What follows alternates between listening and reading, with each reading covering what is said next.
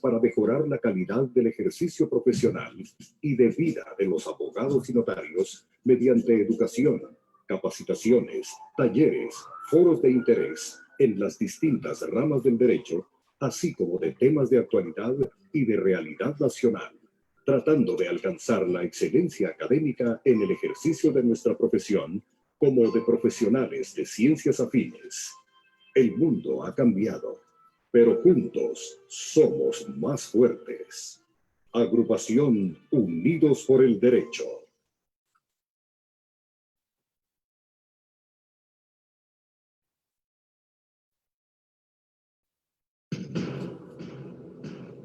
La Agrupación Unidos por el Derecho es una organización gremial de abogados y notarios de Guatemala, integrada por profesionales de todo el país, comprometidos en buscar oportunidades para mejorar la calidad del ejercicio profesional y de vida de los abogados y notarios mediante educación, capacitaciones, talleres, foros de interés en las distintas ramas del derecho, así como de temas de actualidad y de realidad nacional, tratando de alcanzar la excelencia académica en el ejercicio de nuestra profesión como de profesionales de ciencias afines.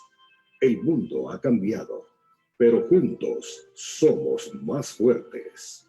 Agrupación Unidos por el Derecho.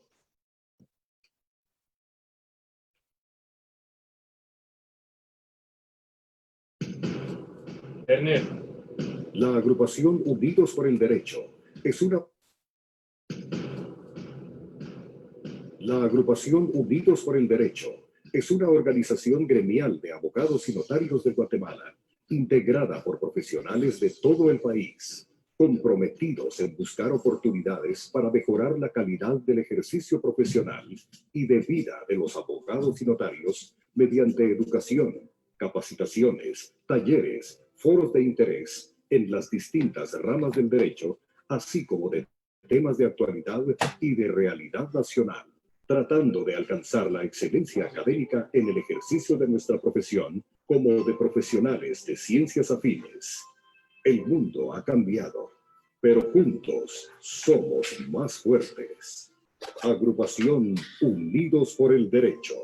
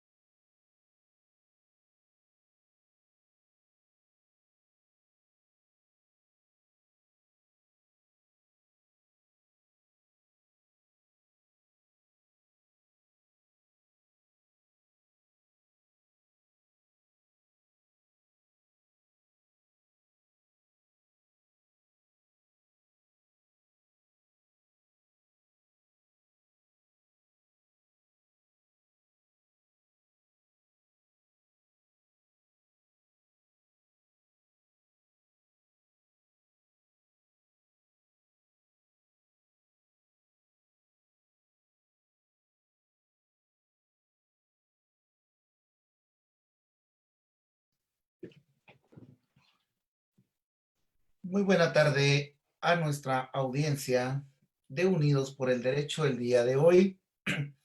Me complace dar por el inicio a nuestro webinar Justicia Virtual y Derechos Constitucionales, en la cual será la disertación de la doctora Carol Desiree Vázquez.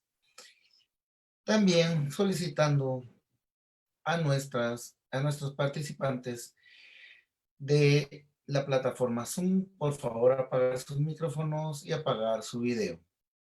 Asimismo, a las personas que nos siguen en Facebook Live, el estado de asistencia se encuentra en la publicación oficial o en su caso lo pondremos también en los comentarios. También la asistencia para los asistentes en Zoom será enviado al chat general. En este momento cedo el uso de la palabra a la licenciada Norma Salazar, quien es integrante de la Asociación de Abogados de Esquipulas, que en este momento son las personas que nos dan el apoyo para poder hacer la presentación de la distinguida conferencista. Licenciada Norma Salazar, la dejo en el uso de la palabra.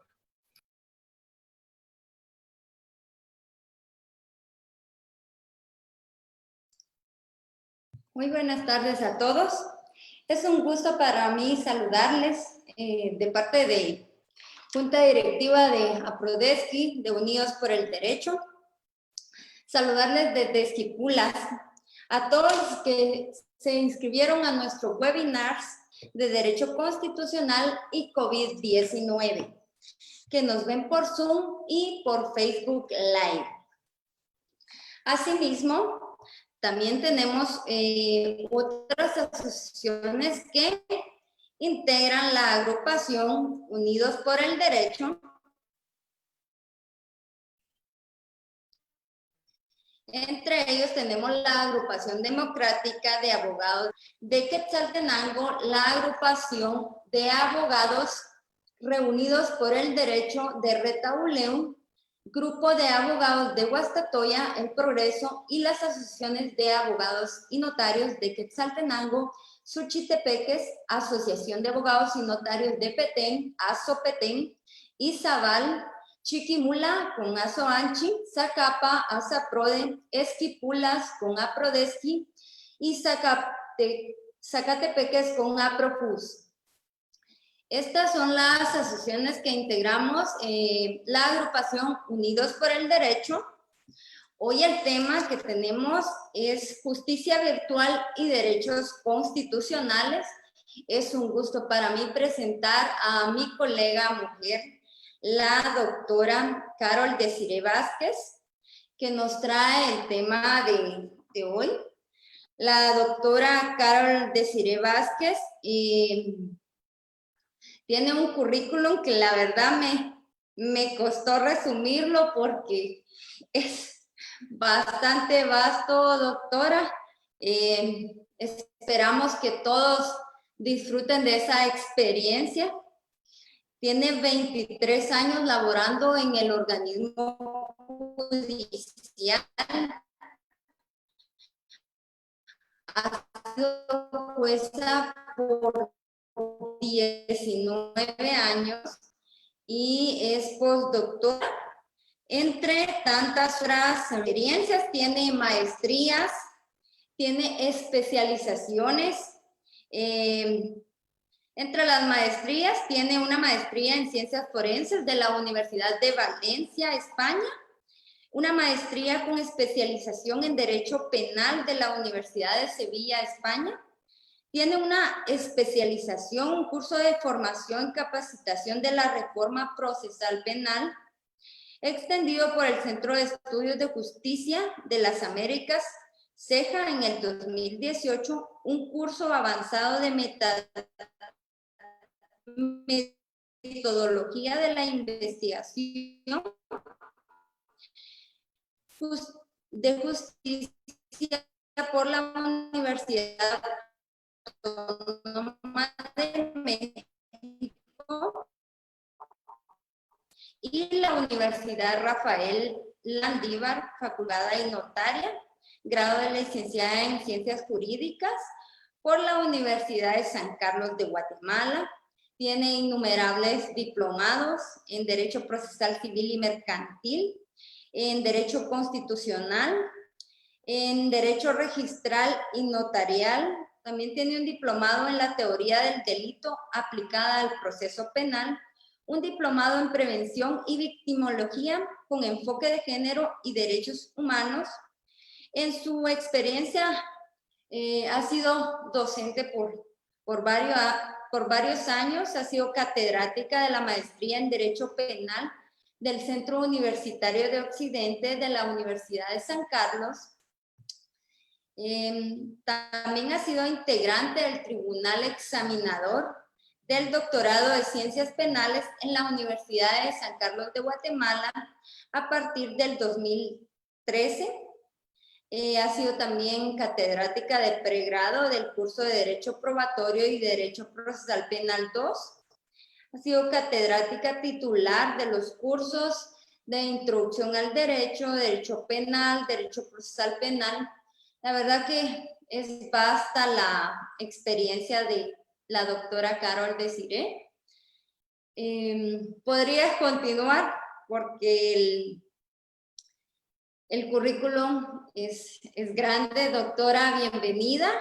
Le damos la bienvenida de parte de la agrupación Unidos por el Derecho y estamos muy contentos de que nos acompañe en esta conferencia.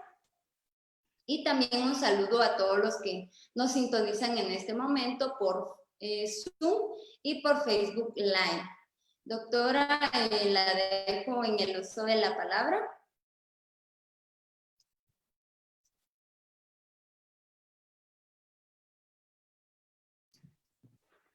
Muy buenas tardes, muchísimas gracias primero a Unidos por el Derecho por esa invitación que me hicieran.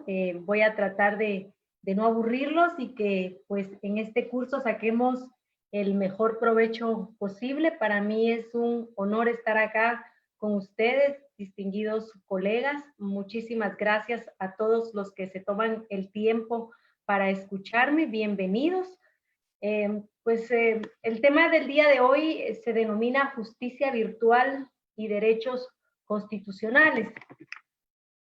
Derivada de la pandemia que nosotros nos ha tocado vivir, una pandemia pues obviamente mundial, el COVID-19, ha dejado efectos de carácter sanitario, social, económico, de convivencia, y por supuesto nos viene a generar una serie de desafíos que es necesario que nosotros enfrentemos. La realidad que conocíamos va a tardar un poco en regresar, no va a ser pronto como nosotros quisiéramos, y entonces esa normalidad que nosotros tuvimos o que nosotros conocimos antes para Guatemala, antes del mes de marzo, pues nos lleva a tomar decisiones y a tomar medidas que van a irse adaptando a las necesidades que nosotros tenemos. En el ámbito de la justicia, muchas veces, pues la tecnología ha tardado un poco más en aproximarse a los otros medios que nosotros utilizamos para vivir. Somos una generación que nos ha tocado vivir y que nos ha tocado conocer de cerca y de frente los cambios tecnológicos que hemos sufrido. Pasamos nosotros de aquellos discos LP a los discos compactos, pasamos de una televisión blanco y negro a televisión de colores, a controles remotos, pasamos de muchas cosas. En nuestra época se descubre el internet o se crean nuevas formas de comunicación, y entonces esa evolución que nosotros hemos presenciado nos viene a servir para enfrentar la pandemia que hoy nosotros estamos sufriendo. Ya hace 100 años de la última pandemia que enfrentó la humanidad, y ellos no contaban con los recursos tecnológicos que nosotros contamos hoy en día. Iniciemos entonces el tema que nos han pedido disertar, y diremos que cualquier Estado de Derecho para su existencia va a requerir, entre otros aspectos, la seguridad en el ejercicio y en la protección de los derechos, sobre todo de aquellos derechos que se han catalogado como fundamentales. Para eso, el Estado necesita crear medios idóneos y adecuados, formas y conductas que sean aceptables y adaptables para que hagamos valer esos derechos ante cualquier transgresión. Es importante dejar en claro que todo Estado de Derecho debe existir protegiendo precisamente esos derechos que son inherentes a la dignidad humana, esos derechos que se consideran fundamentales. Dentro de todos los sistemas procesales se debe observar siempre un principio que se denomina el principio pro sentencia. En este principio, nosotros debemos tomar en consideración que todas aquellas normas procesales que existen deben ser interpretadas de una manera que facilite la administración de justicia y jamás como un obstáculo para poder alcanzar. La administración de justicia, entonces, se alcanza cumpliendo con todos aquellos presupuestos que el propio Estado ha destinado para ese fin, de tal cuenta que los requisitos procesales no deben de ser rígidos. Al contrario, deben ser flexibles en la medida que se le da al ciudadano acceso a tan semejante valor. En contrario sensu, cuando nosotros pretendemos resolver en definitiva una situación que se ha puesto en conocimiento de un órgano de justicia, se debe de ser en ese sentido más restrictivo en relación a la resolución que se va a dictar. Cuando yo dicto mi sentencia debo de cumplir determinados requisitos, pero cuando yo quiero que accedan a los sistemas de justicia, mi actividad como Estado debe de ser flexible para facilitarle al ciudadano ese acceso a la justicia. Cualquier infracción procesal que se cometa únicamente va a dar lugar a nulidades definitivas si los requisitos son indispensables. Pero aquellos requisitos que sean subsanables, incluso deben de ser permitidos en la medida de que puedan remediar el procedimiento de que se trata. Como el tema se denomina derechos, justicia virtual y derechos constitucionales, formalmente primero tenemos que hacer esta aclaración. ¿Se denominan derechos constitucionales o estamos hablando de derechos fundamentales? Cuando hablamos de los derechos constitucionales estamos refiriéndonos a aquellos derechos que están reconocidos en la Constitución. Pero debo decir que no todos los derechos que se catalogan como constitucionales tienen la categoría de un derecho fundamental. Porque los derechos fundamentales son aquellos que debido a la importancia que tienen, pues deben ser blindados con una mayor protección. Si ustedes recuerdan, en el derecho constitucional o en los derechos constitucionales vamos a encontrar normas constitutivas y organizativas del Estado, que generalmente pues se denominan o se encuentran dentro de ese cuerpo jurídico que se denomina Constitución, pero son esenciales para la fundación política o para la estructura política del Estado, pero no debemos confundirlos con los derechos fundamentales que van dirigidos o que pertenecen a todo ser humano en razón de su dignidad como persona. De tal cuenta diremos entonces que la justicia virtual debe de procurar acercarnos a los derechos fundamentales en primer lugar. Los especialistas en Internet y en todo lo relativo a los sistemas dicen que no hay nada que nosotros podamos hacer en vivo que no podamos hacerlo también en forma virtual. Según los informáticos, basta que usted sepa que se puede hacer algo en la vida real para que inmediatamente ellos lo puedan llevar también a la vida virtual. En ese sentido, entonces, nosotros entendemos que existen una serie de factores y una serie de recursos telemáticos, de recursos informáticos que han venido a servir para el desarrollo de la humanidad. Y es que nosotros vemos que constantemente el uso de las comunicaciones modernamente se utiliza en muchas de las ramas de nuestra vida personal y profesional. Entonces, ¿cómo trasladamos eso hacia la rama de la justicia? ¿Qué debemos entender por virtual? Pues todo lo virtual se refiere a aquel sistema tecnológico que le permite al usuario tener una sensación de que está inmerso en un mundo diferente al real.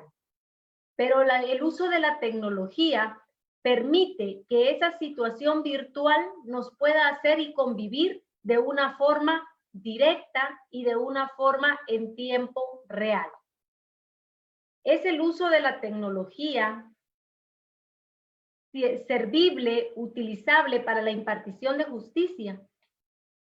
La tecnología, les reitero, ha sido utilizada en todo el desarrollo humano. La Organización de las Naciones Unidas ya ha dicho que la tecnología asegura el progreso humano. Nosotros, ahora que nos encontramos en tiempo de pandemia COVID-19, hemos visto que el mundo en general ha optado por la tecnología. Los países, por ejemplo, Inglaterra, realizan el 80% de sus actividades a través de telecomunicaciones y la justicia no es una excepción. Los países europeos han utilizado en este tiempo la mayor parte de tecnologías para poder acercar la mayor parte de servicios a sus ciudadanos. Y América Latina tampoco se ha quedado atrás.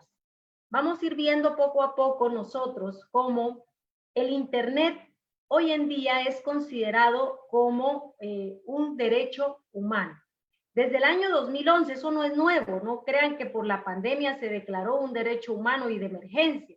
Desde el año 2011, el relator Flan Larue dijo que el acceso universal de Internet debe ser una prioridad de todos.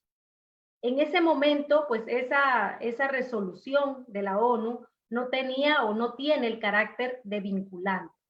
Sin embargo, empieza a abrir la brecha con el hecho de ya considerarlo un derecho humano para que todos los estados empiecen a procurar brindar ese servicio fundamental hacia todos sus ciudadanos. La ONU solicita que los mismos derechos que las personas tenemos offline, o sea, en la vida real, tengamos y sean protegidos también online. Porque el uso del Internet es un gran potencial para que se acelere el progreso humano. Una comunicación como la que tenemos en este momento sería imposible si no tuviéramos, si no contáramos con la herramienta de Internet. ¿Cuántas personas podemos vernos y comunicarnos en un tiempo real? Barack Obama, el expresidente estadounidense, dijo es que la banda ancha hoy no es un lujo, es una necesidad. Basta que nosotros ingresemos a las redes para poder encontrar información en tiempo real. Precisamente la de COVID, existen muchos sistemas en donde usted ingresa y automáticamente le brinda la información de cuántos contagiados hay por país, cuántas personas han fallecido, cuántas personas se han recuperado, etcétera, etcétera. ¿Qué significa eso? Que obviamente los recursos de la tecnología bien utilizados permiten y ayudan al progreso y al desarrollo de los seres humanos. La ONU ha creado o tiene diversos protocolos que han venido a reafirmar la utilización de las tecnologías. Y a nivel iberoamericano nosotros también tenemos pues algunos instrumentos que nos son útiles para poder servirnos de estas herramientas. En el Protocolo Iberoamericano de Cooperación Internacional, en su punto 5, se contienen las herramientas de cooperación judicial internacional. Este fue aprobado en Chile en el año 2014. ¿Y cuál es la herramienta que ellos consideran como trascendental para la cooperación judicial internacional? La videoconferencia, que en Guatemala, déjenme decirles, se hace desde muchos años antes de 2014. También hay un tratado, el Tratado de Medellín, que fue aprobado recién en julio del año pasado, pero que aún está en proceso de ratificación. Acá se reglamenta el uso de la plataforma electrónica como un medio formal y preferente de transmisión de solicitudes de cooperación jurídica internacional. ¿Qué significa eso? Que todos los estados que la ratifiquen van a preferir el uso de tecnologías para realizar las diligencias de cooperación. Ya no hay que esperar, ¿verdad?, a que se vaya algún suplicatorio hacia un lugar por medio de otra vía, sino que tendremos una comunicación inmediata. Precisamente hace 3 días, del 15 al 17 de junio, la Corte Interamericana de Derechos Humanos conoció por primera vez por medio de videoconferencia una opinión consultiva de Colombia. ¿Qué significa eso? Pues que es un paso muy importante para la historia porque el acceso a la justicia no fue negado por parte de este ente que en el caso de Guatemala pues es vinculante, no fue negado sino que utilizó aquella herramienta que tenía a su disposición para poder conocer de los asuntos que estaban siendo solicitados a ellos como ente internacional. En el caso del sistema de justicia, pues esto no es nuevo. Ya hace muchos años que nosotros vemos que se procura ver o propugnar por una teoría o por una doctrina de cero expedientes, de cero papel, combinando no solo la protección al medio ambiente, sino también la digitalización de los servicios de la justicia, que de algún modo nos permite accesar de forma más rápida. Nosotros encontramos que hay sistemas de gestión y consultas remotas, como los sistemas de la consulta jurisprudencial de CC y de Corte Suprema de Justicia. Tenemos notificaciones electrónicas en los tribunales, pues hay un buzón electrónico y se realizan constantemente las notificaciones. Ya no se lleva la resolución judicial, sino que se transmite a través de esta vía. Los jueces, muchos tenemos la firma electrónica, y pues en otros registros del Estado también se utiliza la firma electrónica. Contamos con una oficina virtual. Desde el año 2011 se escucha por medio del decreto 7/2011 que vino a reformar el Código Procesal Penal. Encontramos nosotros videoconferencias de los peritos, porque antes de que se admitiera este sistema, resulta que suspendíamos una gran cantidad de audiencias de debate porque el perito que estaba convocado en mi tribunal también estaba convocado en otros 2 y hasta 3 tribunales, y eso imposibilitaba que el perito se desplazara por todo el país en un mismo día. ¿Qué pasa? Se crean las videoconferencias en el decreto 7/2011 y empieza a caminar y a generar pues más pronta la administración de justicia a través del diligenciamiento de la prueba pericial. Y es así también como nosotros encontramos que en el año 2010, para que vean que no es nada nuevo, es hace 10 años, se aprueba por parte de Corte Suprema de Justicia el reglamento de videodeclaraciones y juicios virtuales de aquellas personas que están procesadas penalmente y que se encuentran privadas de libertad. En el artículo 10 de este acuerdo se estableció que el organismo judicial, a través de la gerencia y las unidades correspondientes, debía o iba a ir haciendo las gestiones para que se implementaran los juicios virtuales en toda la República. Y con esto iban a asegurar la efectiva realización de las audiencias y como consecuencia la eficacia del sistema de justicia penal. Entonces, ¿en dónde está lo novedoso? No hay nada nuevo en lo que nosotros estamos viendo el día de hoy. ¿Qué ocurrió? Lo que ocurre es que la pandemia COVID-19 viene a acelerar de algún modo esa transformación que se ha ido realizando poco a poco por medio de los sistemas de justicia. Hace muchos años que los jueces utilizamos cámaras de Gesell, cámaras de circuito cerrado, para escuchar, por ejemplo, a niñez y adolescencia víctimas de ciertos delitos. Hace mucho tiempo que nosotros recibimos la primera videodeclaración en Guatemala. Déjenme contarles que en el año 2008, antes de que se aprobara el decreto 7/2010, integraba un tribunal en Totonicapán y una víctima se encontraba en el país de España. En aquel momento, pues la única forma que tenía el Código Procesal Penal para escuchar un testigo era que se designara por parte del tribunal a uno de los jueces para que se condujera al país en donde estaba y se tomara la declaración del testigo. En ese momento los jueces que integrábamos el tribunal analizamos que los principios procesales de contradicción y de inmediación, que debíamos tener los 3 y no solo uno, se iba a respetar mejor si escuchábamos todos al mismo tiempo al testigo. Y entonces la Corte nos proporciona, en aquel momento no existían los equipos de videoconferencia como existen hoy en casi todos los tribunales. La Corte Suprema nos envía los recursos necesarios y llevamos a cabo, sin necesidad de reformar la ley, en el año 2008, la primera videoconferencia en el país. Y se recibió el testigo. Y no hubo ninguna protesta de nulidad porque todos los sujetos procesales estaban de acuerdo que era la forma más eficaz de poder recibir una declaración.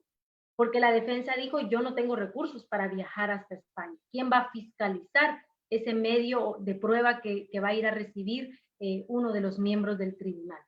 Entonces, como ustedes verán, esto no es nada nuevo. Tiene ya más de 12 años desde que ocurrió la primera declaración en un juicio a través de videodeclaración, y pues ahora el estado en que nos encontramos de emergencia nos ha venido a acelerar ese progresivo cambio que obviamente todos los sistemas de justicia iban a realizar. El día de ayer estuve en una conferencia que dieron virtual, por supuesto, desde Puerto Rico, iba dirigida principalmente a jueces de República Dominicana que están también en esta transición, y déjenme contarles que la jueza de Puerto Rico mencionó a Guatemala como uno de los países que está innovando en la materia por utilizar los medios virtuales para accesar a la justicia. Lo último que nosotros encontramos es el protocolo que se recién aprobó para la realización de audiencias virtuales en los tribunales de sentencia penal. Vamos a verlo muy rápidamente porque lo que nos interesa es hablar en relación a estas audiencias y el contraste o no de los derechos fundamentales de la persona. Este protocolo se basa en dos principios: la voluntariedad de los sujetos procesales para que se lleve a cabo y la buena fe de los sujetos procesales. Y entonces todo el mundo se pregunta, ¿hay que replantear la ética profesional? ¿Cómo funciona entonces esta clase de procedimientos si el abogado defensor está en su despacho o está en su casa? ¿Cómo voy a saber yo que no le está soplando con un cartel o con algún otro medio electrónico las respuestas al testigo? Precisamente porque se fundamenta en la buena fe. Se ha entregado nuevamente al abogado una responsabilidad profesional y también, obviamente, de carácter gremial y penal, porque no actuar de buena fe, y sobre todo en un proceso penal, puede generar alguna consecuencia jurídica. Pero este proceso se basa en la voluntariedad y en la buena fe. Eso significa que si usted no está de acuerdo en la realización del juicio virtual, pues no se le puede obligar. Ahora yo le pregunto a usted, usted como abogado ha estado diciendo, mire, tenemos 3 meses sin trabajar. Ahora el organismo judicial le pone una plataforma a su disposición para que lo haga. ¿Cuál es ahora la excusa para no entrar a conocer? Vamos a ir viendo si se violan o no derechos, y yo les voy a decir la verdad al final en las conclusiones de qué ventajas y qué desventajas yo veo en esta clase de sistema. Cuando el acusado está privado de libertad, sí tenemos que hacer una integración de normas y acudir al acuerdo que antes les mencioné, 24/2010, y utilizamos al juez de paz para que pueda, pues, acudir a identificar al acusado y a establecer que está libre en relación a que no está siendo coaccionado para su declaración, y que pues haya identidad entre la persona que se está juzgando y quien está ahí presente. Hay una preparación previa, ¿verdad?, en donde el tribunal, por medio de la unidad correspondiente, se comunica con los sujetos que van a intervenir en el juicio para que ellos se manifiesten en relación a si quieren o no esa forma de juicio. Si no se quiere, pues no existe ningún inconveniente, se asienta la razón y el proceso quedará ahí para cuando los plazos sean nuevamente habilitados y los juicios presenciales puedan ser llevados a cabo.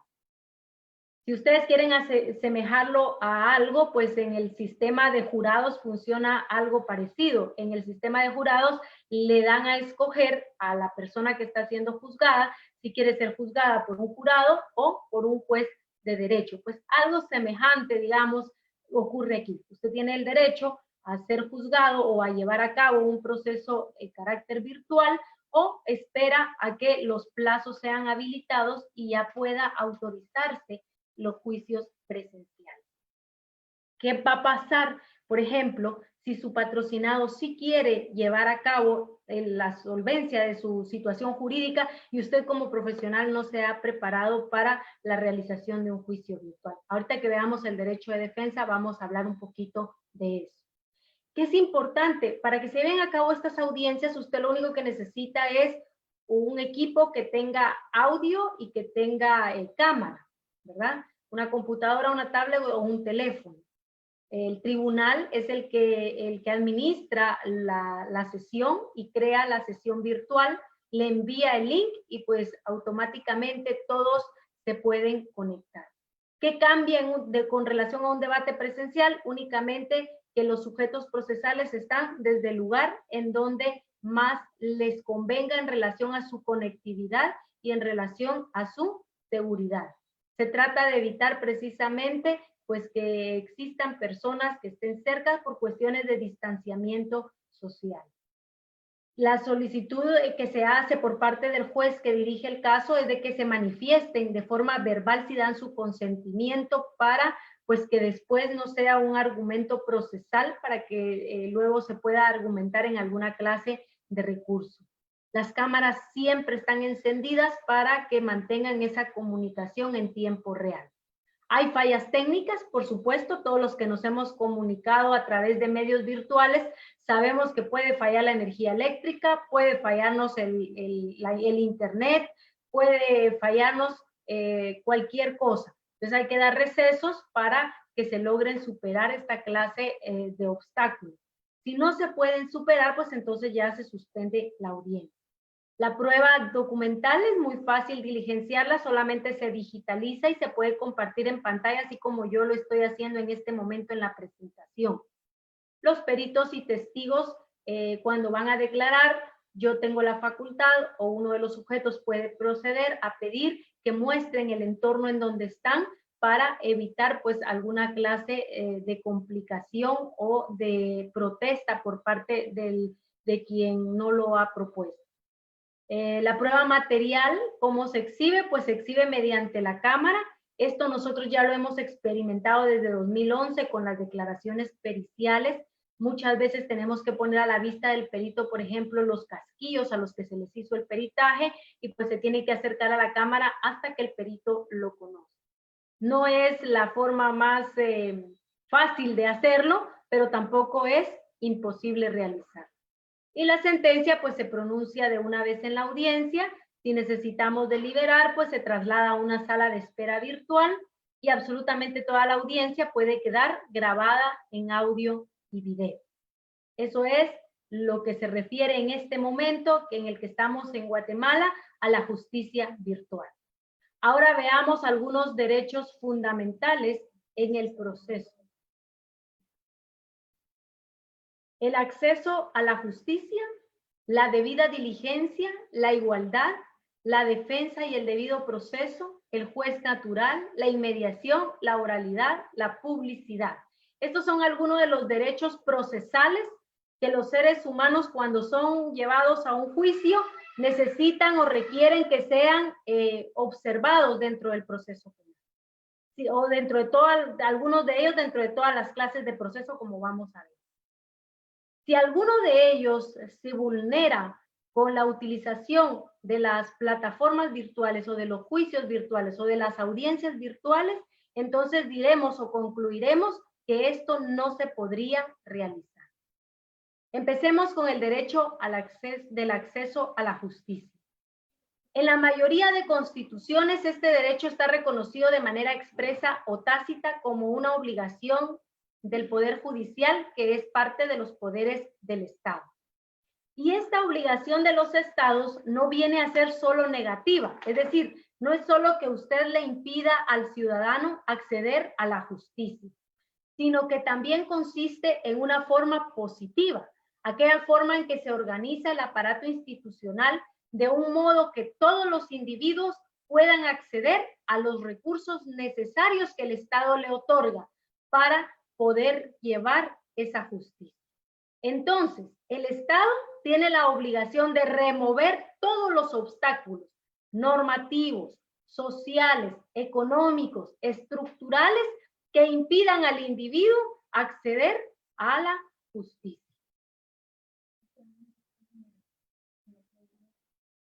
Los procesos deben ser conducidos de manera rápida y de manera ágil. De tal cuenta que no es la cantidad de actos que vamos a realizar las que van a plasmar y que se plasman en el expediente, sino la eficacia de esos actos para resolver el asunto que se trajo a conocimiento de los órganos de justicia. El Estado entonces hablemos del Estado de Guatemala, tiene la obligación de remover absolutamente todos aquellos obstáculos económicos, estructurales, sociales, etcétera, para que se garantice a sus ciudadanos el acceso a los tribunales. Los componentes del derecho a la tutela judicial efectiva para que los derechos de los ciudadanos, tanto sociales, individuales como colectivos, sean realmente respetados a la hora de que se argumente algún quebrantamiento de los mismos. El Estado, a través del Poder Judicial, debe proveer de servicios de asistencia jurídica gratuita y evitar situaciones de exclusión sistemática del acceso a la misma. ¿Qué ocurrió? De repente, en el mes de marzo nos dicen se suspenden las labores y el organismo judicial no fue la excepción. A partir de este momento, ya nadie puede ir a trabajar porque hay otros valores también en juego, salud y vida. Pero acuérdense que el acceso a la justicia es también considerado un derecho fundamental. Y entonces nos encontrábamos ante una ponderación de valores. Acceso a la justicia versus salud y vida. No solo del usuario, sino que también de jueces, magistrados y de los empleados del organismo judicial. La función de juzgar es esencial, es imprescindible y es irrenunciable. En aquel momento y todavía se decreta un estado de excepción en donde se restringen pues muchos derechos que son considerados también como fundamentales. Cuando esa restricción de derechos ocurre, puede facilitar en muchos casos que el propio poder abuse de los mismos. No es extraño que en un estado de excepción, sobre todo la fuerza pública, pues venga a abusar de ese derecho que se le está restringiendo al ciudadano. Entonces es cuando mayor relevancia adquiere la función de juzgar de forma continua e ininterrumpida. ¿Y cómo hacemos eso? Si encontramos que tenemos peligro en la salud y en la vida, de que el usuario propio llegue a los tribunales para él y para quienes están prestando ese servicio esencial. El distanciamiento social que se decretó imposibilitó entonces el acceso a la justicia. Se suspendieron una gran cantidad de audiencia de todas las ramas. Familia, un derecho tan importante como los alimentos, niñez y adolescencia, procesos laborales, procesos civiles, procesos penales, que son los que normalmente son a los que más énfasis se les hace por los derechos que se restringen con el mismo. ¿Qué pasa? Todas esas audiencias se suspendieron porque había que privar un derecho más importante que era la salud y la vida de quienes accedían a la justicia. ¿Cómo podemos proteger esos derechos entonces si no podemos tener un acercamiento personal? La respuesta está en la utilización de las tecnologías para el desarrollo de los juicios en todas las etapas. Porque a través de las tecnologías se puede continuar prestando el acceso a la justicia sin poner en riesgo la salud y hasta la vida del ciudadano.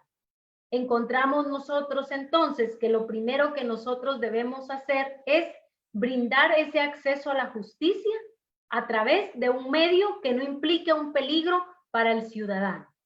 Y entonces me dirán ustedes, bueno, pero es que no todos tenemos acceso a los medios virtuales para poder acudir hacia la justicia. Ese es un problema que sí tenemos que superar y que poco a poco se debe de ir progresivamente encuadrando o entablando esta clase de justicia. Como todo cambio, pues conlleva una serie de dificultades, de errores probablemente, y por supuesto de aquellos recursos que debemos ir superando. Esto no es algo que va a pasar de la noche a la mañana. Esto es un cambio que se debe de ir realizando progresivamente. Y ese acceso a la justicia, que es un derecho fundamental, debemos nosotros estar conscientes que es importante que se continúe prestando, aunque estemos en un estado de excepción. Como conclusión diremos que hoy por hoy todos los estados del mundo han optado por la utilización de tecnologías para acceder a la justicia. En el mundo, 4 billones, no millones, 4 billones de personas no tienen acceso a la justicia porque no pueden pagar un abogado, porque no pueden trasladarse hacia lugares donde se encuentran los tribunales. Encontremos entonces en el uso de las tecnologías no un obstáculo, sino al contrario, una brecha que se abre para que cualquier ciudadano de cualquier estatus social pueda acceder a ese derecho fundamental que es la justicia. Una obligación del Estado es otro derecho fundamental para el ciudadano de la debida diligencia. La Corte Interamericana se ha pronunciado en reiterados fallos. En Guatemala también ya han habido condenas por faltar a la debida diligencia. En el primer caso contencioso en donde la Corte se pronunció, dijo que la existencia de un deber estatal es serio para que investigue con todos los medios que tenga a su alcance violaciones que se hayan cometido dentro del ámbito de su jurisdicción, para que identifique a los responsables, para que imponga las sanciones pertinentes y para que asegure a la víctima una adecuada reparación. Entonces, la justicia necesita ser pronta y cumplida para que se respete la debida diligencia. Los estados deben prevenir, investigar y sancionar cualquier violación de los derechos reconocidos por la Convención. ¿Qué tiene que hacer? Adecuar su derecho interno. Cuando adecua su derecho interno, le está mandando a que cree normas, a que derogue normas, a que sea creativo conforme a las necesidades que haya en ese momento. Y algo bien importante, y por eso lo resalté aquí, como ustedes pueden ver en la diapositiva, es que le exige al Estado que se organice de forma gubernamental todo el aparato y que organice todas esas estructuras a través de las cuales se manifiesta el ejercicio del poder público y que sea capaz de asegurar jurídicamente el libre y pleno ejercicio de los derechos humanos. De tal cuenta que el Estado no puede decir, mire, es que como estamos en tiempo de COVID, yo no puedo cumplir con la debida diligencia. El Estado tiene la obligación de continuar a través de sus entes la persecución, la investigación y la sanción de los que violen los derechos que están reconocidos en la Convención. Veamos a las personas que están siendo juzgadas. El derecho a ser juzgado en un plazo razonable. Muchos colegas se encuentran preocupados porque los privados de libertad, a partir de que hubo brote de COVID en los centros preventivos, pues ya no pudieron ser trasladados hacia sus primeras audiencias, hacia las audiencias de primera declaración. Muchos ciudadanos se encuentran presos sin la orden de un juez en donde se le haya ligado a proceso y se haya decretado una prisión preventiva. Una prisión prolongada sin condena no es razonable. ¿Y qué criterios toma la Corte en consideración para juzgar el plazo razonable? La complejidad del asunto, la actividad procesal del interesado, la finalidad del procedimiento, la naturaleza de los derechos en juego, pero miren ustedes, la conducta de las autoridades judiciales. Y si el Poder Judicial no pone a disposición del ciudadano aquellos mecanismos para que pueda acceder a ser juzgado en un plazo razonable, posteriormente van a venir condenas en contra del Estado de Guatemala porque no cumplió con el derecho a que el acusado fuera juzgado en un plazo razonable. Entonces nosotros encontramos que la utilización de las tecnologías nos debería permitir que las personas privadas de libertad estén ahí, pero porque ya un juez conoció su situación y decretó una prisión preventiva. Pero no que esté ahí preventivamente sin que haya sido llevado ante un tribunal competente para que conozca de su situación y la resuelva jurídicamente. Otro derecho importante es la igualdad. Igualdad significa no discriminación, ¿verdad? Junto a la igualdad de la ley es la protección a favor de todas las personas, que son elementos constitutivos y principios básicos en la protección de los derechos humanos.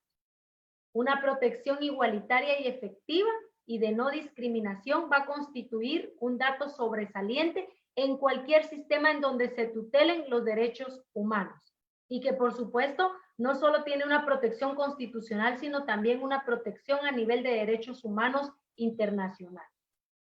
¿Cómo podría verse afectado este derecho en materia virtual o en justicia virtual? Si no tenemos instrumentos para que se desarrollen las audiencias, porque nuestros países no son precisamente los más tecnológicos. Y entonces muchos ciudadanos no tienen acceso a dispositivos, ni mucho menos acceso a Internet. Pero si ya atrás la Organización de Naciones Unidas dijo que el derecho a Internet es un derecho fundamental, ¿qué está haciendo el Estado para llevar ese derecho fundamental a sus ciudadanos? Todas estas son preguntas que se deben de hacer. Pero no basta ahí. ¿Qué pasa si yo como profesional del derecho no quiero admitir esta clase de litigio? Porque existen abogados que han negado su uso. Déjenme contarles que estoy en uno de los tribunales pilotos en donde las audiencias virtuales para juicio pues han sido promovidas desde la semana pasada. Ministerio Público de Mazatenango a través de su Fiscalía Distrital y de la Fiscalía de la Mujer dijeron sí, le entramos. Instituto de la Defensa Pública Penal a través de su coordinadora dijo sí, le entramos.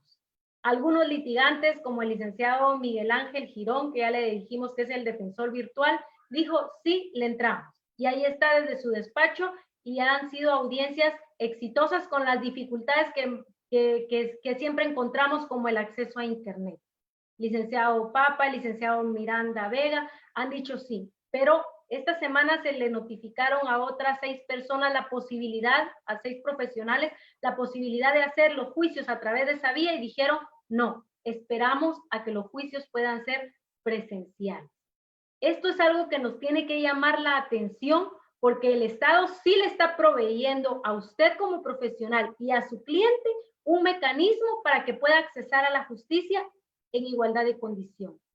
Y si usted no lo quiere aprovechar, entonces veamos quién es el que está dejando en desigualdad a la persona que está patrocinando. Muchos de los obstáculos se pueden superar, pues contratando un poquito más de Internet, ¿verdad? Que como, no sé si se los dije, pero lo que se necesita para llevar a cabo un juicio a través de la plataforma Zoom son 5 megabytes.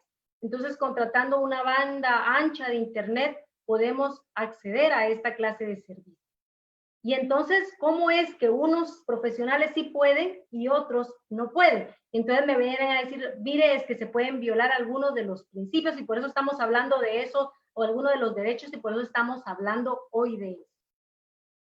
El derecho de la defensa, pues es un derecho sagrado, constitucional y protegido en materia internacional, y se encuentra muy ligado, obviamente, al debido proceso, ¿verdad?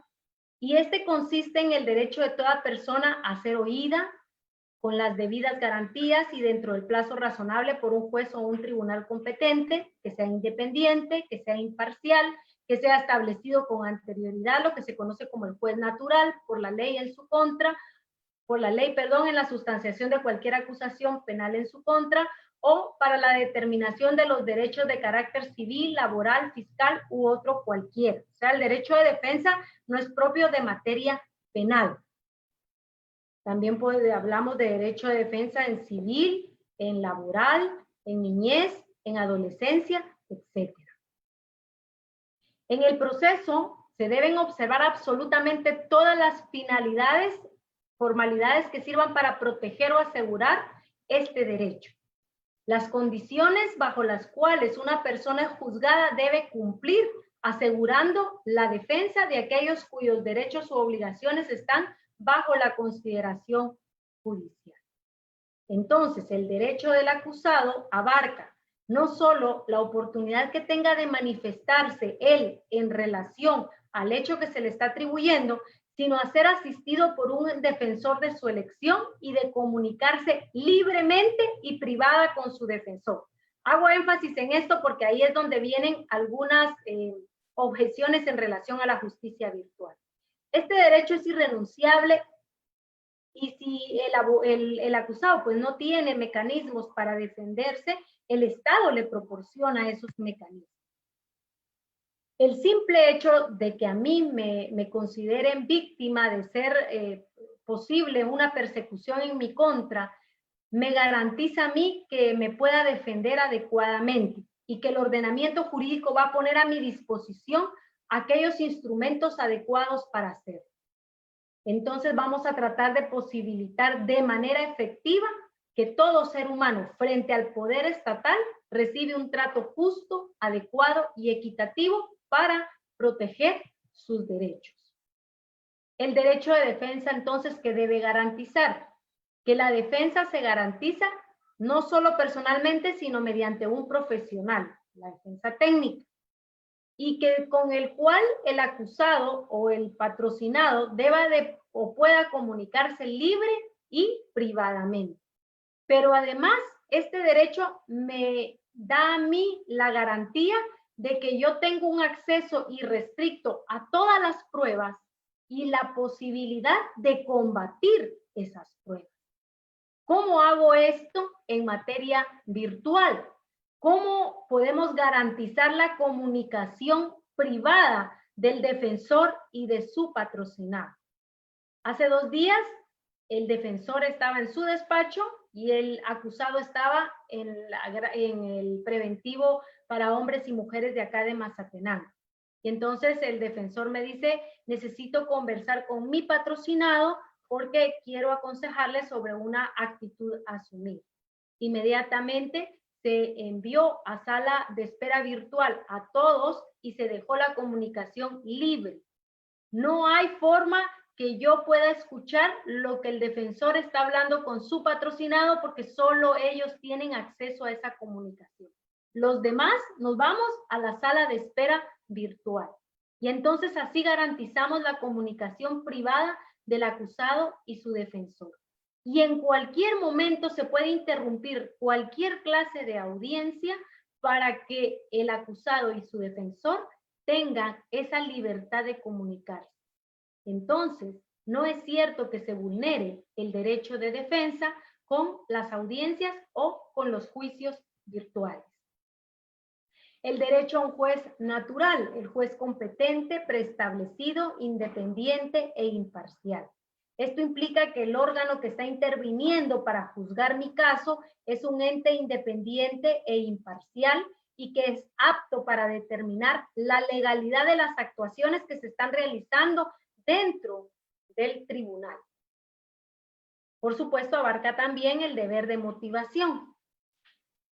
Un juez imparcial es aquel que tiene una actitud ante la decisión del caso concreto, de manera que carezca de cualquier clase de prejuicio o de parcialidad. Un juez independiente es aquel que tiene autonomía con relación a los otros poderes del Estado. Y preestablecido, pues son los tribunales que ya deben de estar antes de que el hecho sea cometido. Entonces el Estado pues debe crear esos tribunales que no apliquen normas procesales que no estén establecidas o que estén establecidas para sustituir la jurisdicción y que conozca normalmente los tribunales ordinarios. En este momento en el que estamos llevando a cabo audiencias virtuales, en el que muchos de los jueces, dada la cercanía, por ejemplo, con el asistente, tenemos que usar mascarillas o tenemos que usar caretas, se me ha preguntado, mire, ¿y eso viola al juez natural? ¿Consideramos estas medidas de precaución como los jueces sin rostro? Porque ahí pues ya solo se nos ven los ojos. Pues no, porque todos saben quién es la persona que lo está juzgando. Todos saben quién es la persona que está llevando a cabo el juicio. Por lo tanto, se puede valorar su identidad y se puede valorar también su idoneidad.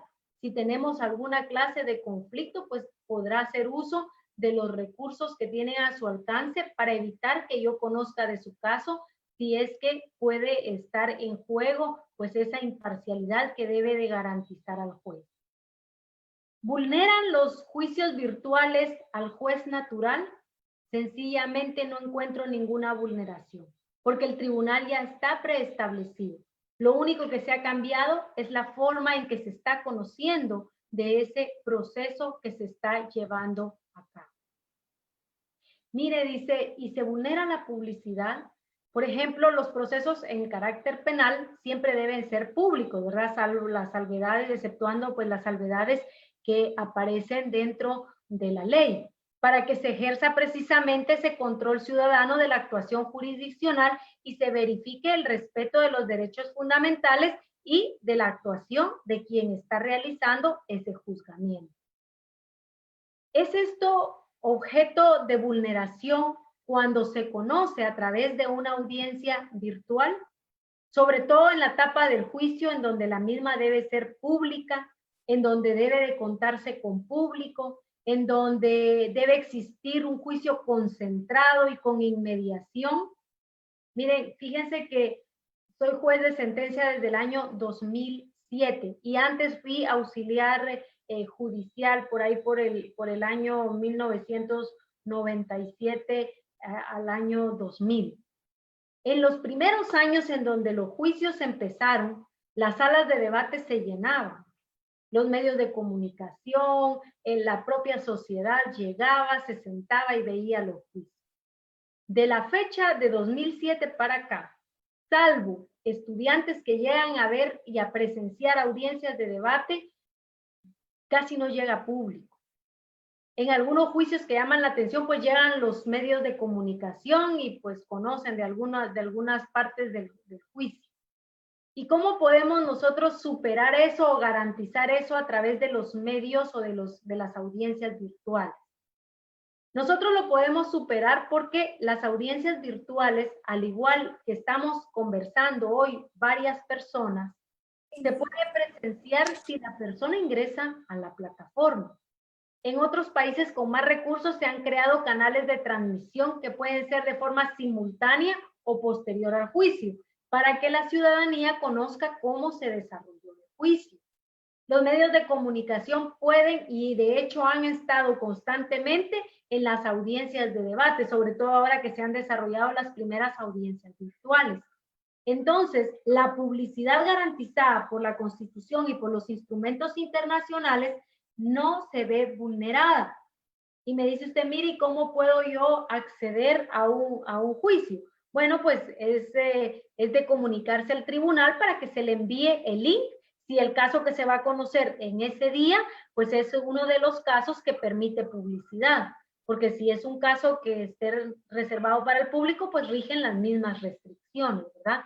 Entonces sí es importante que dejemos sentado que en la plataforma en donde se está desarrollando las audiencias virtuales, que el organismo judicial de Guatemala optó por la plataforma Zoom y que es muy sencilla, que es la que estamos utilizando el día de hoy, pues también puede ingresar cualquier clase de ciudadano con las restricciones correspondientes, ¿verdad? Que no puede intervenir, etcétera. ¿Se vulnerará la presunción de inocencia? Recordemos que es la presunción de inocencia. Cuando nosotros hablamos de la presunción de inocencia, se requiere pues la necesaria demostración de la culpabilidad. Ninguna persona debe ser considerada ni tratada mucho menos como culpable si no se ha dictado en su contra una sentencia de carácter condenatorio.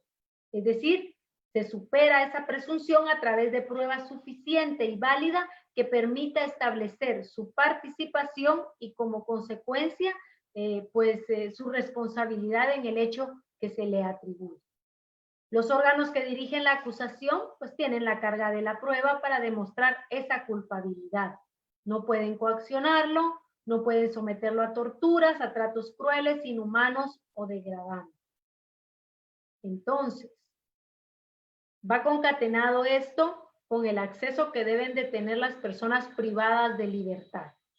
¿Qué pasa con las personas que están privadas de libertad y que no han sido escuchadas?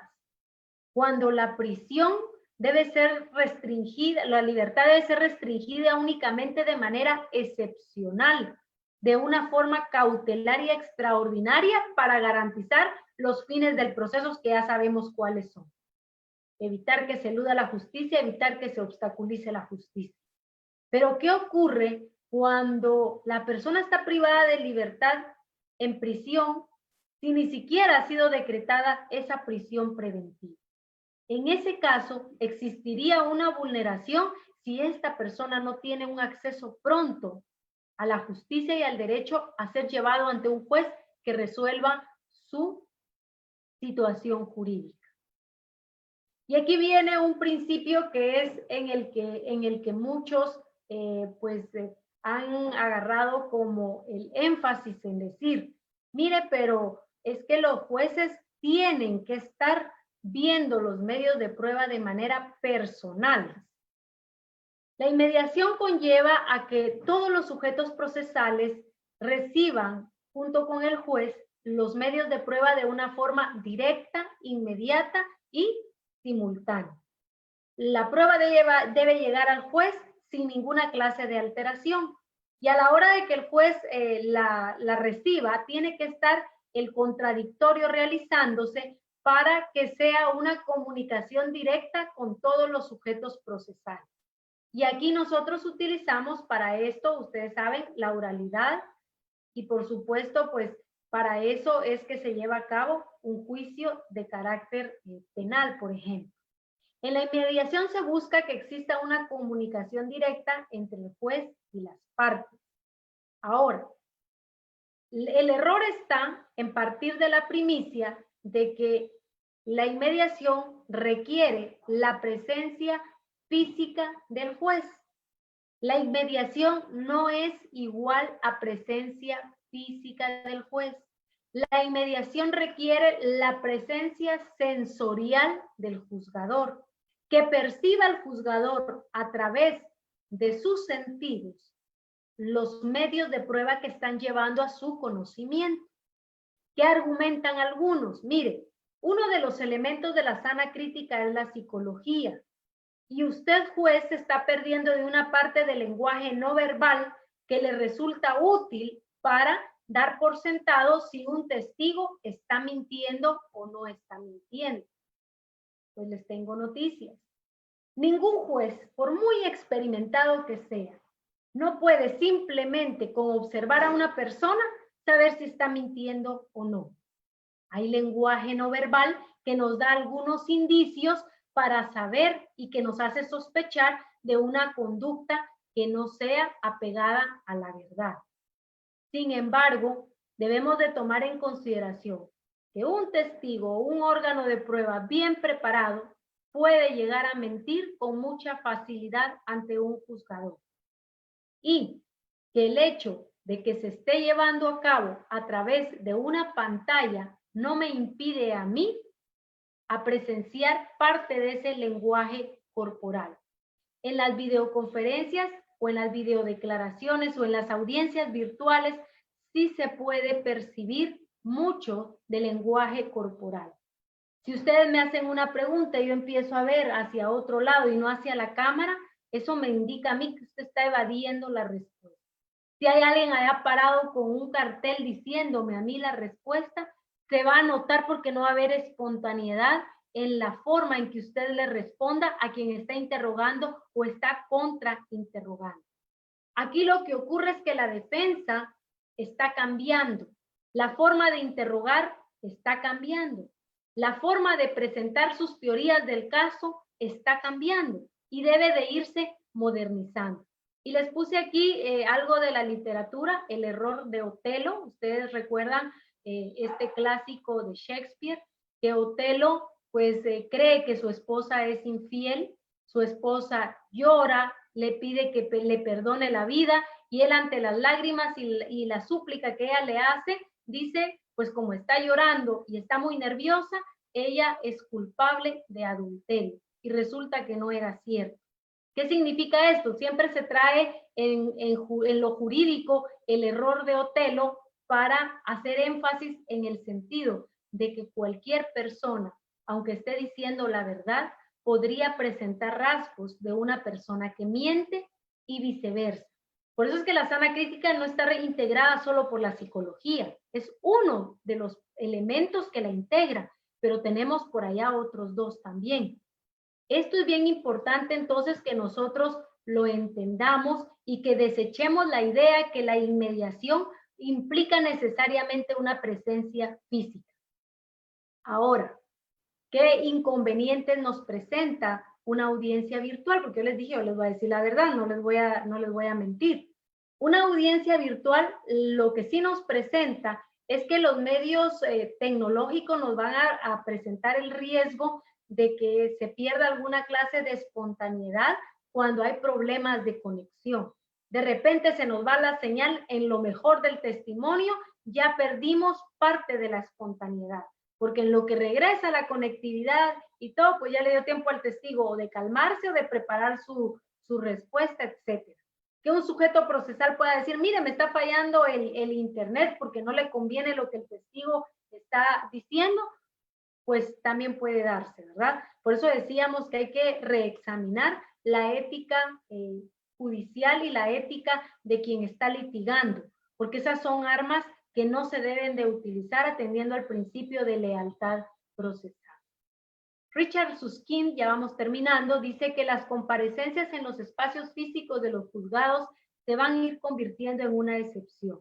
En su lugar, las apariciones virtuales se van a ir convirtiendo en la norma y se requerirá de nuevas habilidades de exposición para el ejercicio de la defensa. ¿Qué ventajas encuentro yo en audiencias de carácter virtual?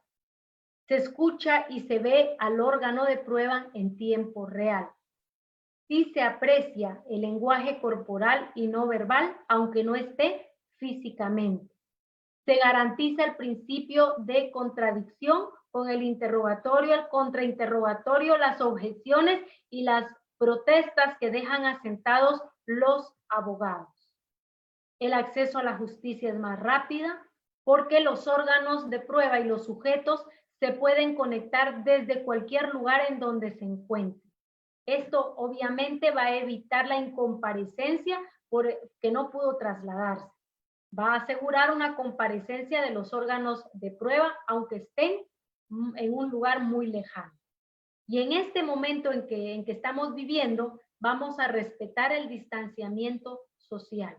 No vamos a tener contacto, por lo tanto, es menor la posibilidad de contagios.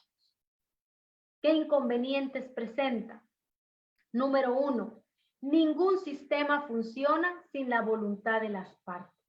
La actitud que nosotros tengamos frente a abrir nuestra mente a las nuevas tecnologías va a ser exitoso o no esta clase de juicios.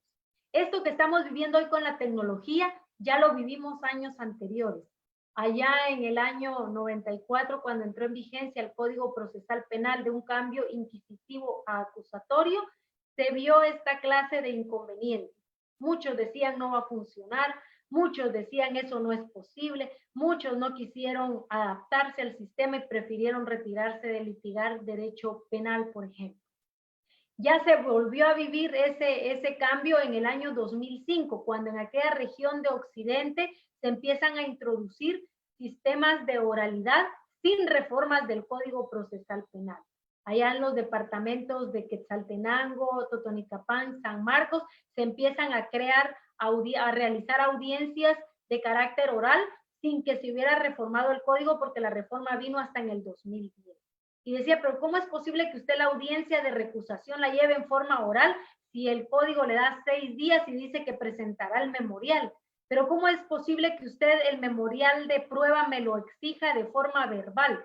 Y vean que todo eso se transformó a oralidad, ¿verdad? Eso es lo mismo que está ocurriendo hoy. Aquella presencia física a la que estamos acostumbrados ahora es una presencia virtual, pero la voluntad de las partes es uno de los mayores inconvenientes.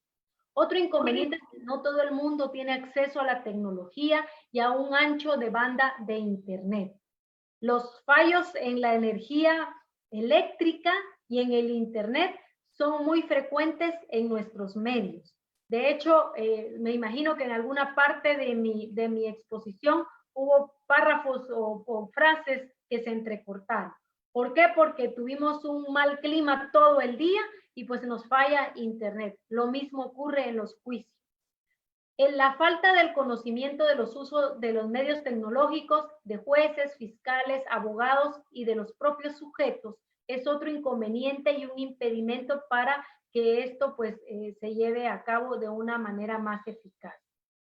Algo que resulta muy inconveniente es que obviamente se tiene una fijación en cuanto al plano. O sea, si hay alguien allá apuntándome con un papel, ustedes no pueden verlo.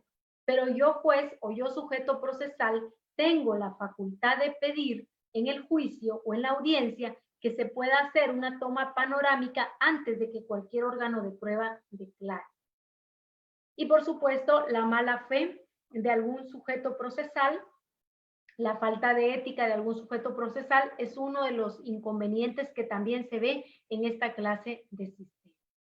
En conclusión, las audiencias virtuales debidamente dirigidos constituyen una garantía para el respeto de los derechos fundamentales de la persona.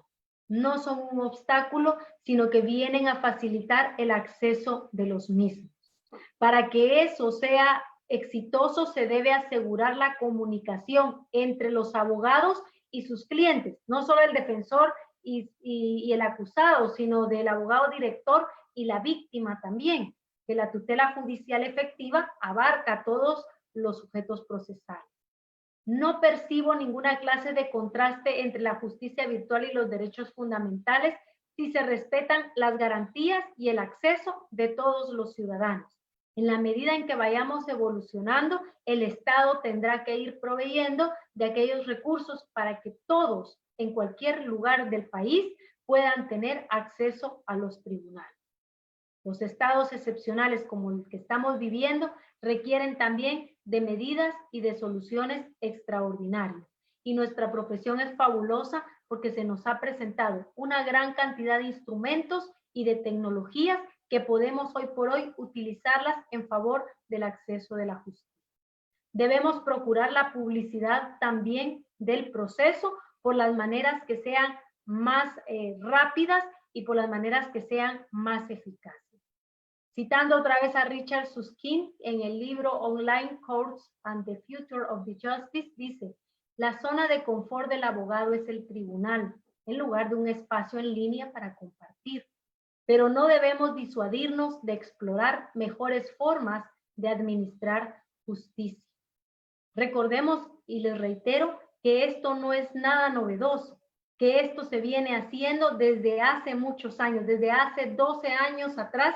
Ya tuvimos nosotros conocimientos de nuevas tecnologías para lograr la administración de justicia.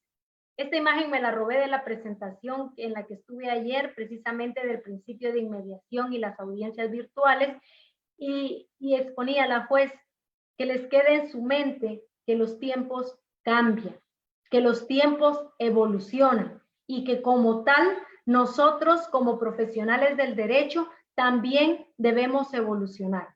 Arriba, un juicio tradicional y abajo, un juicio virtual, como nos vemos hoy por hoy en las audiencias de plataforma, en las audiencias virtuales. Muchísimas gracias por su atención. Que Dios les bendiga y pues quedo a disposición de ustedes para cualquier duda o comentario.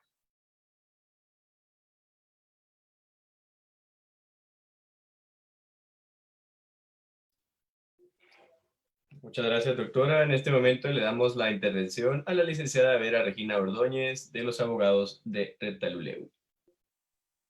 Muy buenas noches, tengan todos los presentes. Muchas gracias, doctora Carol Desiree Vázquez, por su importante disertación, la agrupación Unidos por el Derecho, que está trabajando este webinar de la mano con Agrupación Democrática de Abogados de Occidente, ADA de Quetzaltenango, la agrupación de abogados Reunidos por el Derecho de Retaluleu, de la cual formo parte y soy su presidente, el grupo de abogados de Guastatoya, El Progreso, y las asociaciones de abogados y notarios de Quetzaltenango, Suchitepeques, Asociación de Abogados de Petén, Azopetén, Izabal, Chiquimula, Zacapa, Esquipula y Zacatepeques, APROJUS, le otorgamos un reconocimiento consistente en un diploma que le haremos llegar de forma personal.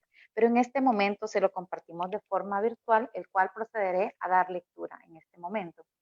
El grupo de profesionales unidos por el derecho, en coordinación con las asociaciones departamentales, otorgan el presente reconocimiento a doctora Carol Desiree Vázquez por su excelente disertación en el webinar denominado Derechos Constitucional y COVID-19, específicamente con el tema Justicia Virtual y Derechos Constitucionales, dado en Guatemala el 19 de junio del año 2020, el cual se encuentra firmado y sellado por las máximas autoridades presidentes de las asociaciones que nos están respaldando en este webinar y que están validando el presente reconocimiento.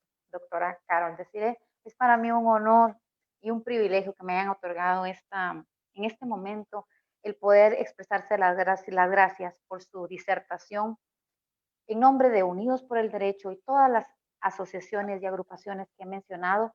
Me permito agradecerle también en nombre del sector más vulnerable, el más afectado tal vez a través de esta pandemia, como lo es el sector de los abogados litigantes, que muchos nos están viendo a través de esta plataforma Zoom y otros por Facebook Live.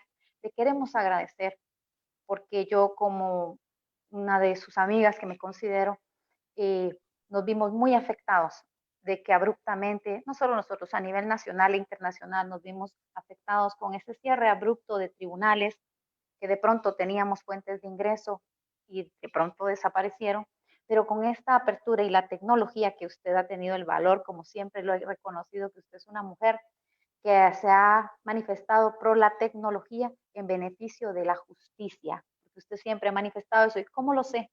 Porque muchos colegas en Retauleu puedo manifestar que me preguntaban, ¿cuándo iremos a volver? Porque una semana se volvieron 2 semanas de suspensión se volvieron 3, y yo pues tomaba el atrevimiento de poderla llamar y consultarle en nombre de muchos abogados que tenían esta inquietud, porque vivimos del día a día, ¿verdad? No todos estamos institucionalizados, pero somos un solo gremio, estamos muy unidos.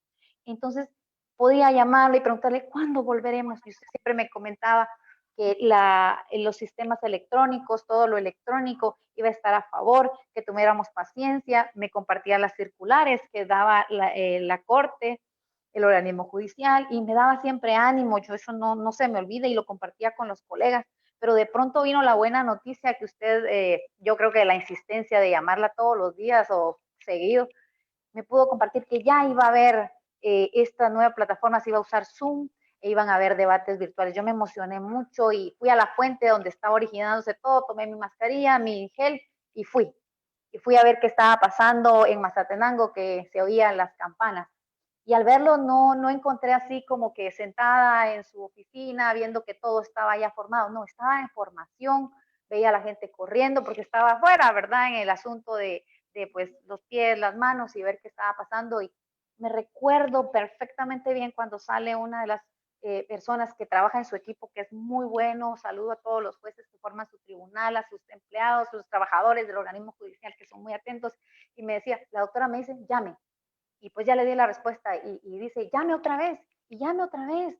No se conforme con, no, esto se va a poder materializar. Entonces yo vi ese gran esfuerzo que tal vez muchos no han podido ver, porque ahorita pues ya está Zoom, el organismo judicial está bien empapado, y la búsqueda de buscar ese ánimo de que todos podamos participar. Entonces yo le quiero dar las gracias, doctora, en nombre de Unidos por el Derecho y todas las asociaciones, todas las agrupaciones, de los más afectados tal vez, que somos los abogados litigantes, porque usted nos dio ánimo y la vi en acción, la vi actuando, porque no me lo dijo usted, sino lo pude observar con la gente que estaba a su alrededor. Me retiré porque vi que todos estaban muy ocupados tratando de materializar lo que ahora estamos empezando a ver. También le doy las gracias en nombre de los estudiantes de Derecho que nos están viendo en la plataforma Facebook Live. ¿Por qué? Porque ellos están estudiando para salir a litigar, no para salir a ver los juzgados cerrados. Como usted dice, habrá gente que diga, pues yo no, esto de momento no, pero otros necesitamos tanto trabajar, y es una apertura tan grande que usted, yo la vi con esa lucha, llamando y llamando y pidiendo y diciendo que sí se podía, como, entonces, esa lucha le agradezco, porque habremos muchos que tomaremos la palabra aprendiendo. Estamos en un aprendizaje. Gracias por ser esa jueza que no se rindió ante ese obstáculo porque dice o nos adaptamos o perecemos. Y el derecho, la justicia y los litigantes no vamos a perecer. Vamos a salir de esta pandemia, pero aún con más conocimientos. Por eso Unidos por el Derecho ha deseado darle el reconocimiento que usted se merece a nivel nacional, porque 3 son los tribunales que están funcionando así y usted es una de ellas. Le quiero dar las gracias infinitamente por esa apertura, por esa don de gente que nos ha permitido también otros colegas de Retauleo Mazatenango poder tener acceso a usted y averiguar cómo estaba esta situación. Gracias por no ver obstáculos, sino oportunidades en medio de la pandemia. Y sin más preámbulos, le agradezco infinitamente porque esta es una apertura para que se abran juzgados de trabajo, de familia, de civil, que ciertamente están funcionando, pero parcialmente solo para asuntos constitucionales. No todos tenemos la dicha de promover asuntos, cuestiones constitucionales, sino vivimos de un oral de alimentos, de unos ejecutivos o desahucios, etcétera. Entonces, le quiero dar las gracias, doctora, y sin más preámbulos, termino mi elocución agradeciéndoles, haciéndole llegar este reconocimiento que querríamos darle más, pero en virtud que estamos virtuales, pues aprovechamos y si bien no aparezco en pantalla, como usted dijo, siempre hay algunos obstáculos. Actualmente nos encontramos sin luz en Retauleu, por lo menos en el sector donde yo vivo, pero por eso solamente se escucha mi audio, pero le envío un fuerte abrazo virtual y continuemos con esta transmisión de algo muy importante, las preguntas. Muchas gracias, que Dios los bendiga. Muchas gracias, licenciada Verita. Dios la bendiga a usted por sus palabras. Un abrazo para todos mis colegas de Retauleu. Siempre les digo que considero a REU mi segundo hogar. Trabajé muchos años por allá. Un abrazo para todos ustedes, también para los estudiantes que nos acompañaron en la conferencia. Pronto podrán ustedes también como colegas desarrollar todas las prácticas que poco a poco se van aprendiendo, ¿verdad? Que Dios les bendiga y muchas gracias.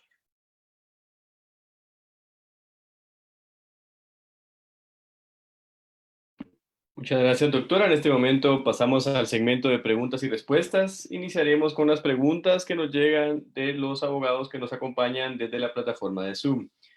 Nos pregunta Ana Ávila.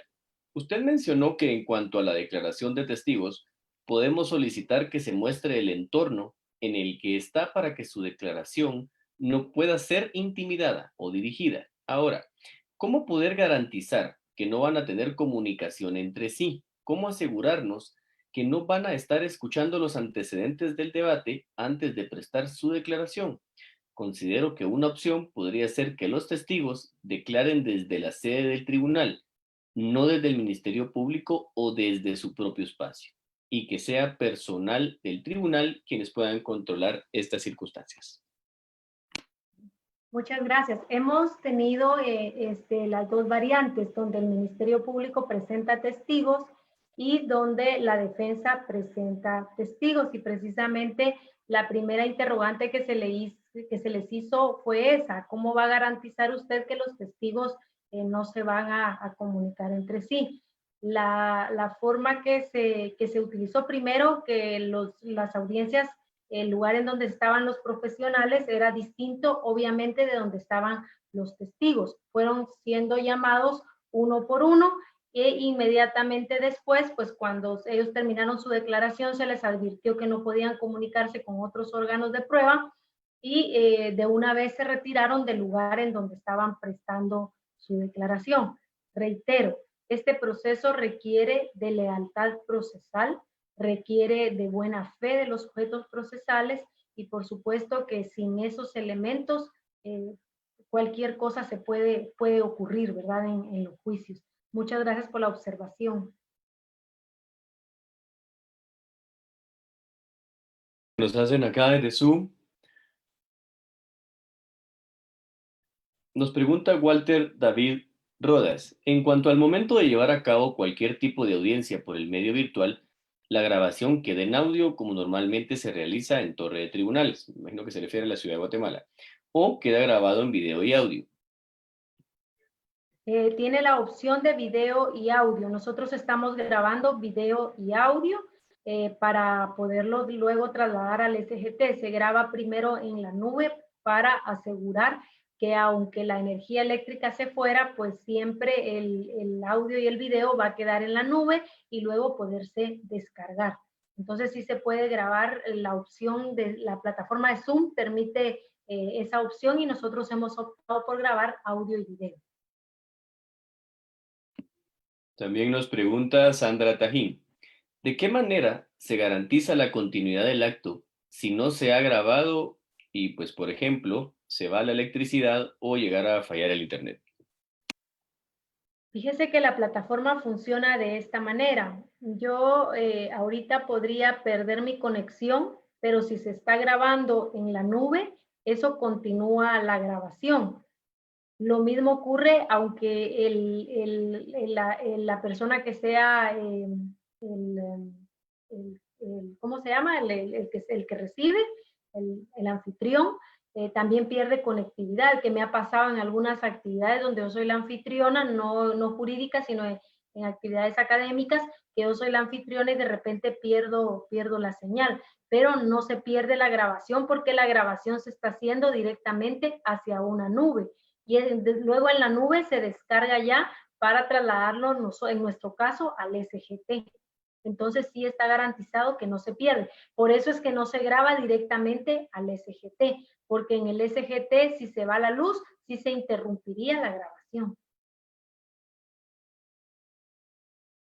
Otra de las preguntas que nos llegan a la plataforma de Zoom es, la Corte Suprema de Justicia mediante acuerdo suspendió los plazos. ¿Qué pasó con los debates que ya se habían iniciado? ¿Se iniciarán de nuevo en virtud del artículo 361 del Código Procesal Penal? Porque si bien es cierto, existe un derecho de estado de calamidad, este no restringe el derecho a la tutela judicial y al debido proceso. Bien, le voy a decir que no hay eso se ha discutido mucho entre los distintos tribunales y no hay unanimidad de criterios.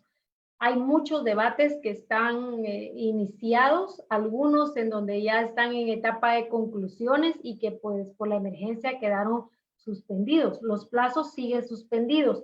Solo los tribunales que tenemos autorizados para las audiencias virtuales tenemos los plazos habilitados para los juicios virtuales. Los otros en donde no autoricen los juicios virtuales los sujetos procesales, continúan los plazos suspendidos. Una parte de los jueces considera que ante la suspensión de los plazos quedó interrumpido, pues obviamente el plazo y no cuentan los 10 días que señala el artículo 360 del Código Procesal Penal. Y otra parte dice, mire, lo que se ha cuidado es pues la ininterrumpidad del debate y al haberse interrumpido durante más de 3 meses y no sabemos cuánto tiempo más, pues obviamente el juez puede ya no tener fresco los medios de prueba que se recibieron y debería de iniciarse. Cada tribunal tendrá que resolver en el momento oportuno. Yo optaría por la segunda opción de volver a iniciar para repetir los actos del debate, pero ese es un criterio personal.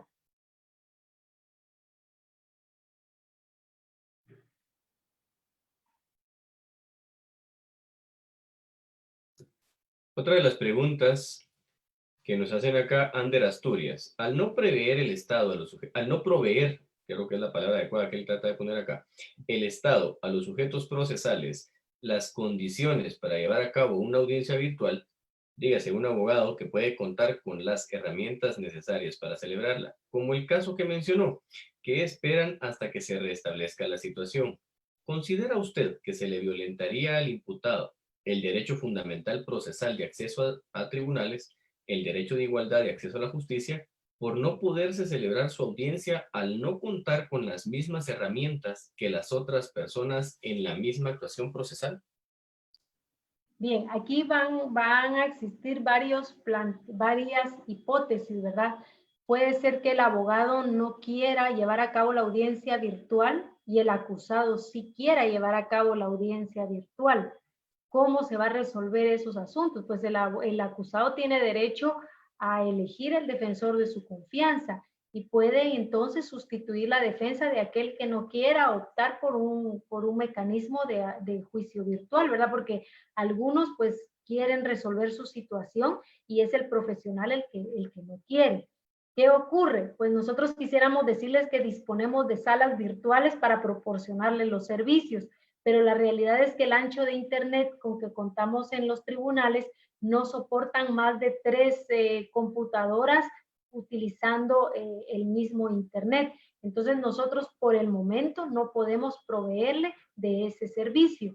Obviamente les reitero, esto tiene que irse dando pues poco a poco estos cambios y el Estado sí está obligado a proporcionar. Si ya la Organización de Naciones Unidas dijo que Internet es un derecho fundamental, los estados progresivamente tendrán que ir soportando y tendrán que ir dando esa clase de servicio fundamental.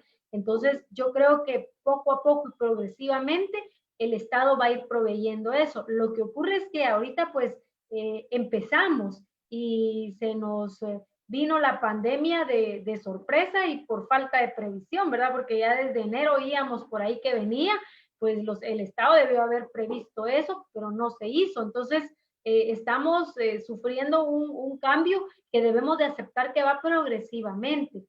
Si usted es un defensor particular, yo creo que usted podría suplir esa clase de servicio desde su despacho. Si utiliza internet, casi ninguna de oficina de abogado creo yo que no tenga acceso a internet. Y de hecho los profesionales que han aceptado, que son particulares y que han llevado a cabo audiencias que les mencioné y que no los vuelvo a mencionar, si no me van a decir que les estoy haciendo propaganda, pero ellos, su internet ha sido muy estable y la audiencia se ha llevado muy bien, porque el internet que ellos manejan desde su despacho, pues es un internet muy aceptable. Yo creo que es un esfuerzo que todos tenemos que hacer. No podemos recargar toda la responsabilidad en el Estado cuando hay mecanismos que nosotros podemos realizar. Las personas económicamente más afectadas normalmente han acudido al Instituto de la Defensa Pública Penal, y el Instituto de la Defensa Pública Penal de Suchitepeques ha visto o está viendo la forma en que pueda proveer este servicio. Entonces, yo creo que si todas las instituciones y todos los profesionales hacemos ese esfuerzo, difícilmente se va a poder negar el acceso a la justicia. El organismo judicial ya se lo puso a su disposición. Ahora le corresponde también a usted como profesional hacer alguna clase de esfuerzo para poder llevar a cabo felizmente una audiencia de esa naturaleza. Ya para ir finalizando el segmento de preguntas y respuestas, porque entendemos que es bastante cansado, ya el tiempo que más de 1 hora 30 minutos de estar compartiendo con nosotros, pero la verdad es que es un verdadero gusto y placer estarle escuchando, doctora. Ya para ir finalizando con algunas preguntas un poco técnicas que nos hace Nelly acá en la plataforma de Zoom. ¿Cómo plantear mi protesta cuando un testigo está declarando y cómo garantizar que el testigo no responda hasta que el juez resuelva la protesta en los juicios virtuales? Ocurre exactamente igual que en los juicios presenciales. Cuando ustedes hacen sus protestas en un juicio presencial, si no están atentos a lo que el testigo está diciendo, resulta que mientras el juez resuelve, el testigo ya ha respondido y ya la objeción se queda sin materia.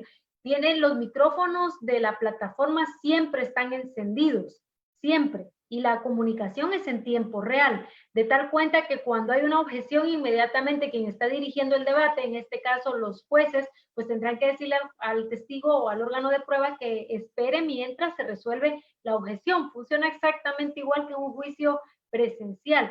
Lo que sí, como les reitero, es que tienen que irse cambiando las formas de litigio, tienen que ser un poco más ágiles, los interrogatorios y contrainterrogatorios tienen que ser más fluidos. Debemos evitar, por ejemplo, estar escribiendo, porque en todo lo que escribimos se nos puede escapar algo. Eso requiere que agarremos nuevas habilidades y que nos preparemos de una mejor forma para plantear nosotros nuestras tesis y las antítesis, ¿verdad?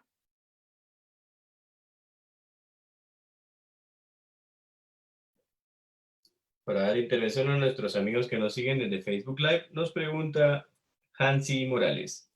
Zoom es un servicio proveído por un servidor desde otro país. ¿Cómo se puede garantizar la provisión perpetua, legítima y que garantice seguridad de datos, sin mencionar los términos y condiciones y legislación del país en el que se encuentra el proveedor? Bien, yo no le voy a hablar en casacas, dirían los muchachos. Yo creo que esta respuesta esta pregunta se la respondería mejor un informático que yo. Lo que yo les he de decir es que antes de que entráramos nosotros a funcionar, se tuvo reunión pues con el Departamento de Informática del organismo judicial y ellos lo que nos garantizaron es que el organismo judicial cuenta con los soportes necesarios para proteger la información que se obtiene mediante la plataforma. Absolutamente todos los sistemas pueden ser atacados todos conocemos, ¿verdad? Por medios virtuales. Sin embargo, pues el organismo judicial ha soportado hasta la fecha cualquier ataque que se ha realizado en su contra. De hecho, uno de los abogados proponía, uno de los jueces proponía en esa reunión que previa a que se entrara en funcionamiento, a que se descargaran los documentos a través de Google Drive, porque eso permite una mayor cantidad de documentos en un tiempo más rápido.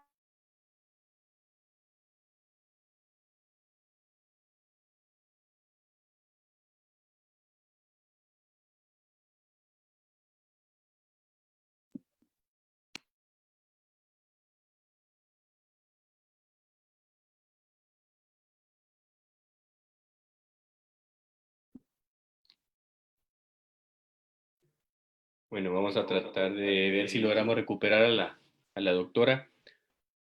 Ya que como saben ustedes, hay unos problemas relacionados con el clima, una tormenta bastante fuerte y eso limitó tanto la comunicación vía internet como también el tema de la electricidad en algunos lugares. Vamos a dar unos minutitos para poder continuar. A quienes nos han preguntado por el tema del link de la asistencia, si existe algún tipo de comunicación que aparezca relativa con que sale una fecha diferente, no se preocupen, eso es cuando fue creado el formulario. Lo único que tienen ustedes que hacer es registrar su asistencia, tanto para las personas que nos siguen desde Zoom como para los que nos están siguiendo desde Facebook Live. El único requisito, como ustedes saben, es el de que nos acompañen, de aparte de acompañarnos, perdón, es el de registrar su asistencia a todas las sesiones para poder ser acreedores al diploma que están entregando las asociaciones departamentales. Vamos a dar unos minutos y veremos si logramos restablecer comunicación con la doctora Carol Desiri.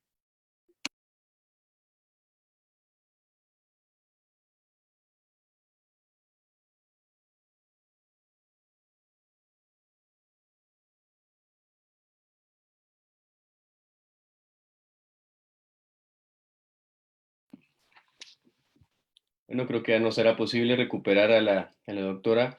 En este caso, pues dejaremos en el uso de la palabra a la licenciada Vera Regina Ordóñez de los abogados de Retaluleu, quien les hará llegar una información importante para todos nuestros seguidores.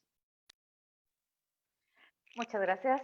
En este momento, Unidos por el Derecho, al igual que las demás agrupaciones, Agrupación Democrática de Abogados de Occidente, ADA de Quetzaltenango, Agrupación de Abogados Reunidos por el Derecho Retauleu, Grupo de Abogados de Huastatoya El Progreso y las asociaciones de abogados y notarios de Quetzaltenango, Suchitepeques, Asociación de Abogados de Petén, ASOPETén, Asociación de Abogados de Izabal, Chiquimula, Zacapa, Esquipulas y Zacatepeques, APROFUS, les formalizamos una invitación para el webinar de Derecho Procesal Civil que se llevará a cabo el día 24 de junio del 2020 y será nuestra disertante nada más y nada menos que la presidenta del organismo judicial de la Corte Suprema de Justicia, Silvia Patricia Valdés Quesada, por lo cual Unidos por el Derecho, junto con las demás asociaciones y agrupaciones, les extendemos la más cordial invitación para que nos sigan en todos los medios electrónicos como es Facebook y no se olviden de darle clic a la página de Unidos por el Derecho, por lo cual en este momento les agradecemos a todos por su participación, por vernos en esta plataforma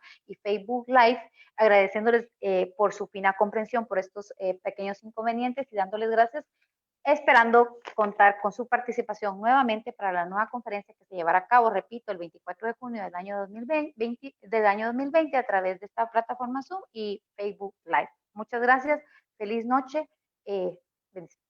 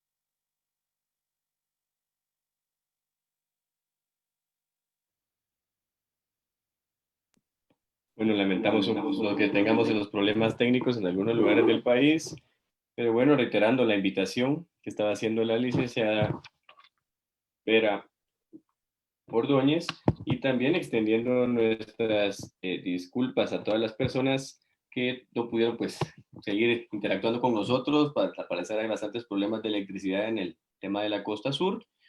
Bueno, pues los invitamos a que se inscriban en nuestro siguiente webinar, el que dará inicio el día 24 de junio. El siguiente webinar es en materia de Derecho Procesal Civil, donde nos estarán acompañando la presidenta del organismo judicial y de la Corte Suprema de Justicia, Silvia Patricia Valdés Quesada.